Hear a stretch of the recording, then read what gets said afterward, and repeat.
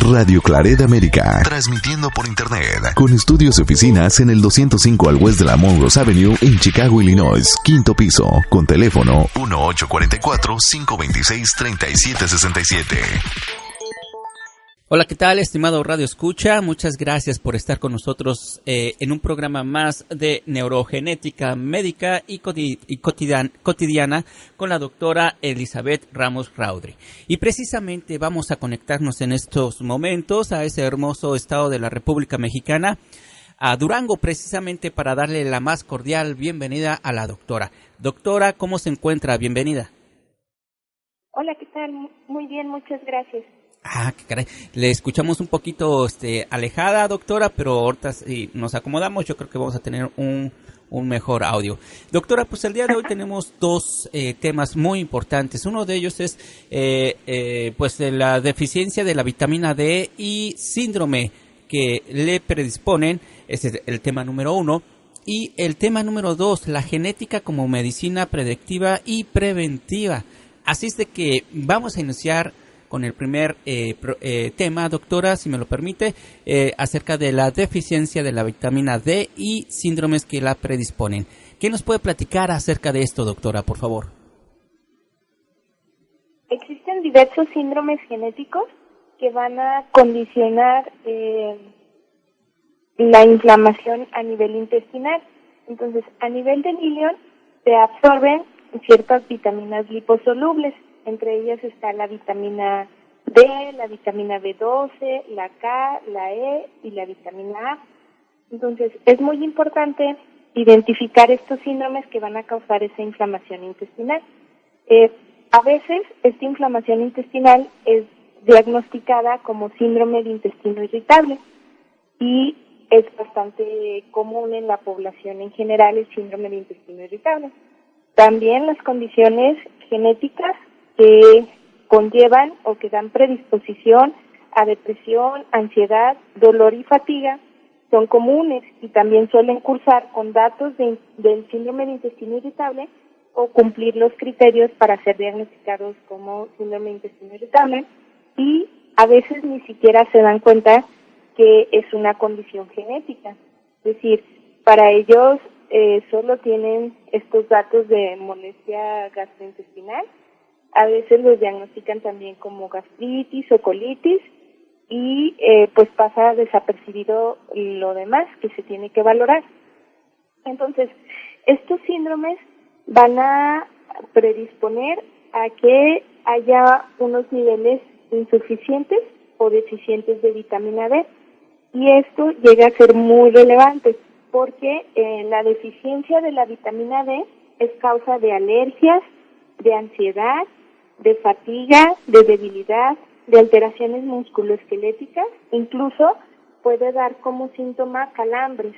Es decir, aquellas personas que tienen frecuentemente calambres y que pues consumen plátano por el potasio y a pesar de esto continúan los calambres, una causa probable es la deficiencia de la vitamina D. También puede dar alteraciones neurológicas, incluso del aprendizaje, porque puede llevar a un hipotiroidismo y ese hipotiroidismo pues da unos problemas de aprendizaje, también puede llevar a alucinaciones, todo depende también de los niveles que tan bajos estén de esta vitamina y el tiempo. Y también predispone a diversos tipos de cáncer cuando están bajos estos niveles y alteraciones inmunológicas.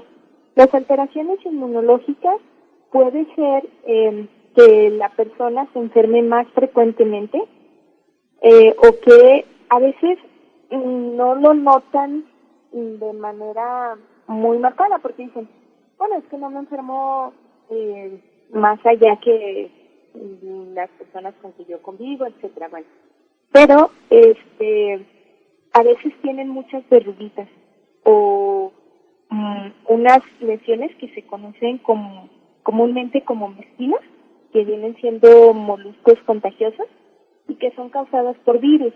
Eso ya te habla de que sus defensas están bajas. O a veces en las uñas es más frecuente que tengan hongos en las uñas por lo mismo, por sus niveles de defensa bajos que no, ellos no se percatan tanto de esto, pero no tendrían por qué tener esas infecciones pues más frecuentes, ya sea por virus, por bacterias, suelen presentarse de forma más frecuente. No se tiene que tener todos los datos, pero sí es importante reconocer que estos datos pueden ser ocasionados por esa deficiencia de vitamina D. Los niveles normales de la vitamina D tienen un rango, un intervalo de 30 a 100 nanogramos por mililitro. Entonces se considera insuficiente cuando es menor a 30, así sea 29.9 es insuficiente, y se considera deficiente menor a 10. Es muy importante identificar esto porque tiene el estudio para medir los niveles en los laboratorios pues locales. Es un estudio muy simple que tarda en 1 o 2 días en estar el resultado. Se puede dar la suplementación por vía oral, por tabletas de la vitamina D, una vez que se detectan bajos los niveles. Y esta suplementación no tiene que ser de por vida, sino simplemente para estabilizar esos niveles. También en los problemas inmunológicos a los que predisponen están problemas autoinmunes, es decir, donde el cuerpo, las defensas del cuerpo se atacan a sí mismos, genera anticuerpos contra diversos tejidos de la misma persona. Y en este caso tenemos los padecimientos como lupus eritematoso sistémico, púrpura trombocitoténica autoinmune, diabetes mellitus tipo 1 y incluso vitiligo.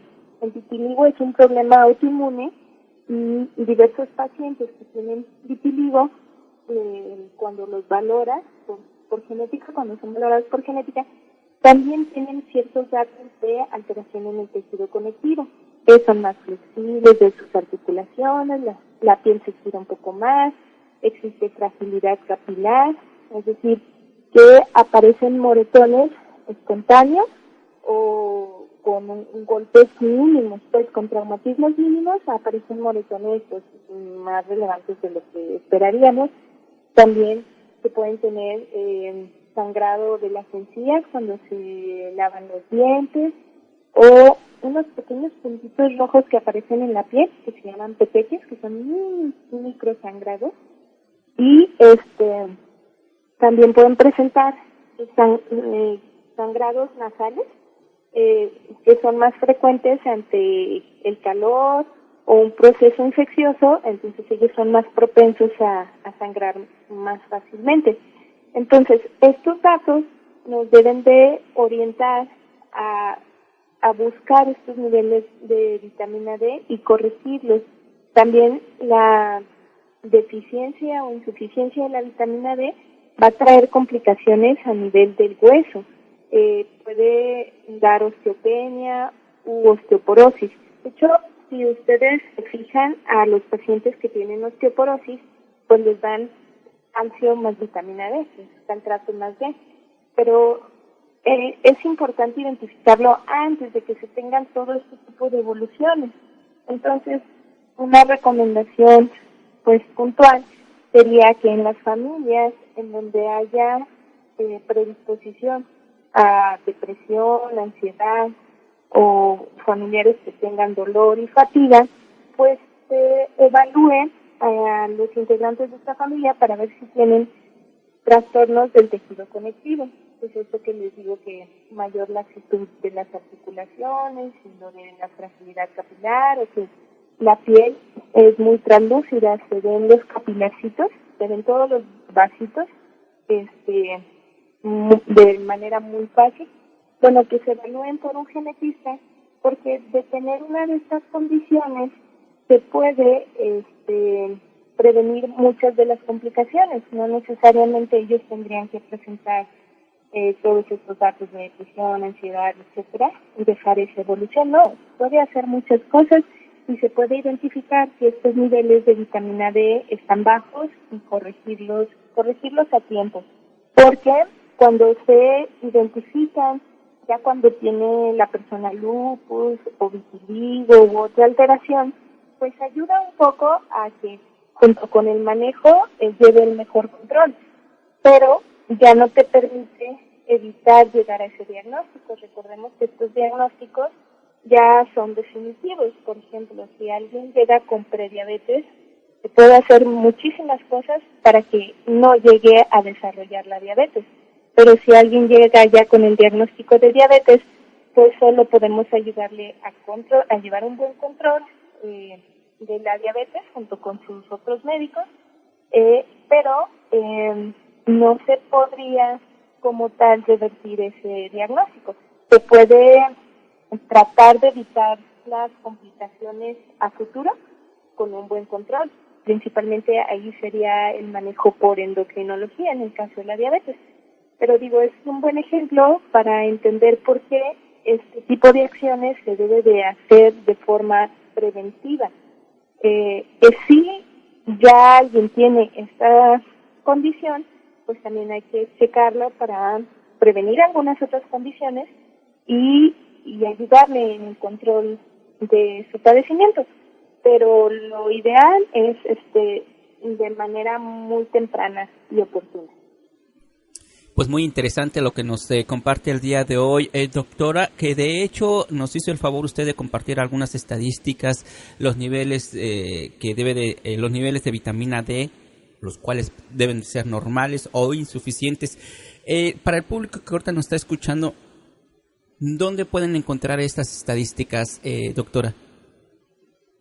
Este es un trabajo que nosotros presentamos sobre y medimos en dos grupos, un grupo de pacientes con las alteraciones del tejido conectivo, los niveles de vitamina D, y un grupo de pacientes pero sin alteraciones del tejido conectivo. Y pues sí sale casi al doble. De hecho, el promedio de niveles pues en los pacientes con estas alteraciones es de 20, que es insuficiente. Y en pacientes que no tienen alteraciones del tejido conectivo es de 47, o sea, es normal.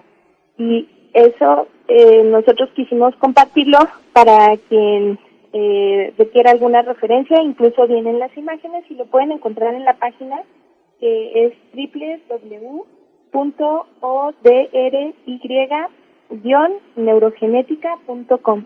Perfecto. Que está disponible, y también la bibliografía la tenemos disponible para quien guste consultar. Pues interesante, estimado radioescucha, yo le recomiendo que entre, por favor.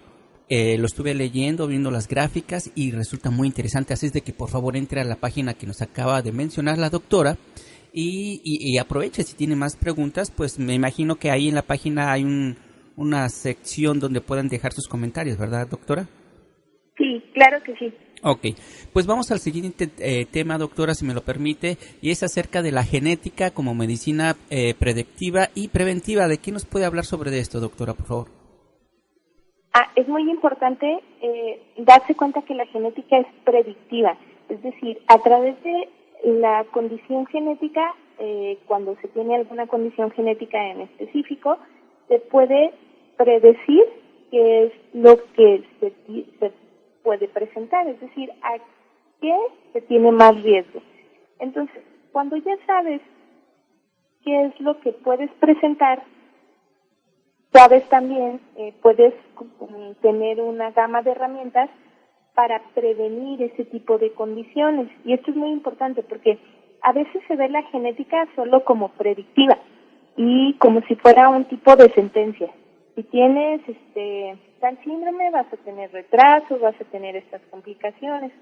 Pero más allá de esa predicción, o sea, de utilizarla solo como una predicción, esa predicción te puede llevar a prevenir ese tipo de situaciones. Es decir, que no tengas que pasar por esas complicaciones y por esos síntomas. Y esto es muy importante porque lo que se debe de hacer es generar una cultura para una medicina preventiva. Y lamentablemente no tenemos ese tipo de cultura, al menos no en México, y en la mayoría de los países no se tiene actualmente. Pero es trabajo de todos. Generar una cultura, por ejemplo, Desde que llevan a los niños a las vacunas, pues los bebés empiezan a identificar que las personas con batas que los atienden, los profesionales de la salud, pues de alguna forma les da miedo, les genera dolor, etcétera. Y pasa el tiempo y cuando son adultos ya no quieren acudir a las consultas médicas y es como algo muy terrible para una persona ir al médico. O sea, le genera angustia el hecho de tener que ir a una consulta. Pero tiene que ver con el enfoque que se tiene, porque no se corrigió esa percepción desde niños, entonces de adultos es muy difícil lograr un apego. Más con los papás que a veces dicen, no, es que te va a inyectar el doctor, y es que si no te portas bien, y entonces, o te voy a llevar al doctor si no te portas bien. Entonces, todo ese tipo de situaciones parecen inofensivas, pero a la larga le dificultan más a la persona enfocarse y llevar un control de salud. Entonces, aquí lo importante es, uno, informarse. ¿Por qué es importante prevenir antes que tratar? Y cuando tú ves esas ventajas, pues podrías tomar realmente unas decisiones oportunas en cuanto al manejo.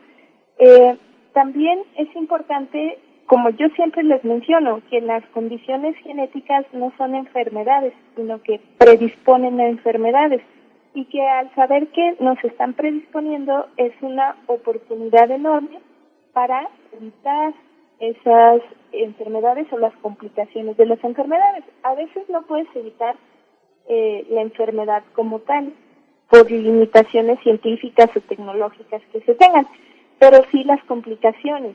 Podemos dar el ejemplo del glaucoma crónico. El glaucoma crónico es el aumento de la presión intraocular. Hay diversas condiciones genéticas que predisponen a tener este glaucoma, y el que aumente la presión dentro del ojo pues va a ocasionar problemas importantes para la visión, porque va dañando el nervio óptico, va causando pérdida de la visión y también genera dolor. Sin embargo, cuando se llega a diagnosticar el glaucoma crónico, generalmente ya es en etapas muy tardías. Si se diagnostica a tiempo, existe tratamiento, y este tratamiento es tomado por medio de pastillas y no es complicado conseguir el tratamiento, y además te previene de que llegues a desarrollar una ceguera. Entonces, igual no podríamos evitar, si tu condición genética te va a llevar a glaucoma crónico, no podríamos evitar que presentes el glaucoma, pero sí que quedes ciego por glaucoma, que al final de cuentas pues es lo que nosotros queremos, o sea, que tu vista se preserve, que tengas pues la mejor calidad de vida. Entonces, habrá situaciones en donde sí se pueda incluso prevenir la enfermedad a la que te predispone tu condición, pero en los casos en que no, de todas maneras, es muy relevante lo que se puede hacer para evitar las complicaciones.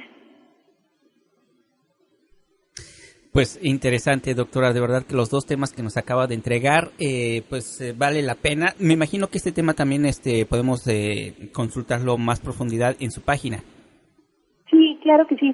Y me pueden mandar mensaje y con mucho gusto pues comentamos la duda que tengan. Perfecto.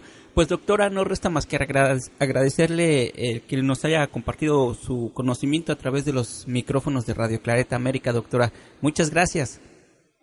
Gracias.